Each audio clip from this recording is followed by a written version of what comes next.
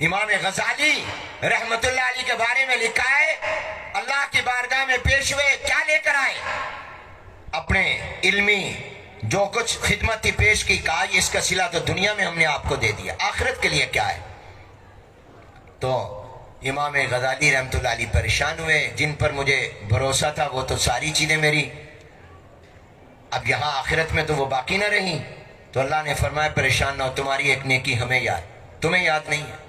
فَمَنْ يَعْمَلْ مِثْقَالَ ذَرَّةٍ خَيْرًا يَرَهُ وَمَنْ يَعْمَلْ مِثْقَالَ ذَرَّةٍ شَرًّا يَرَهُ، ذرہ برابر نیکی ہوگی اللہ اس کا بھی اجر عطا فرمائے۔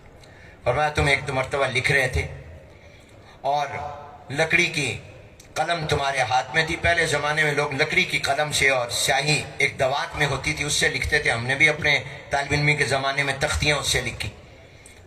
تو کہا تم لکھ رہے تھے تو ایک پیاسی مکھی آ کر تمہاری اس کانے کی قلم کے آگے بیٹھ گئی اور سیاہی کو چوسنے لگی، تمہاری نظر پڑی، تم نے اپنا ہاتھ روک لیا، یہ پیاسی ہے کتنی کہ میری سیاہی چوس لے گی، میں دوبارہ دوات میں قلم ڈال کر لے لوں گا اور لکھ لوں گا کہ اپنی پیاس بجھا لے، یہ جتنی میری سیاہی چوستی ہے چوس لے۔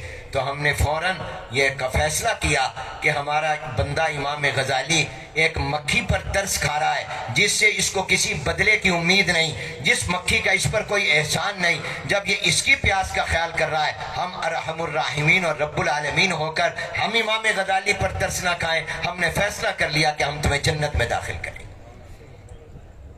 تو امام غزالی ایک پیاسی مکھی کی پیاس کی وجہ سے جنت میں چلے گئے، حالانکہ ساری زندگی علم دین کی خدمت میں گزری۔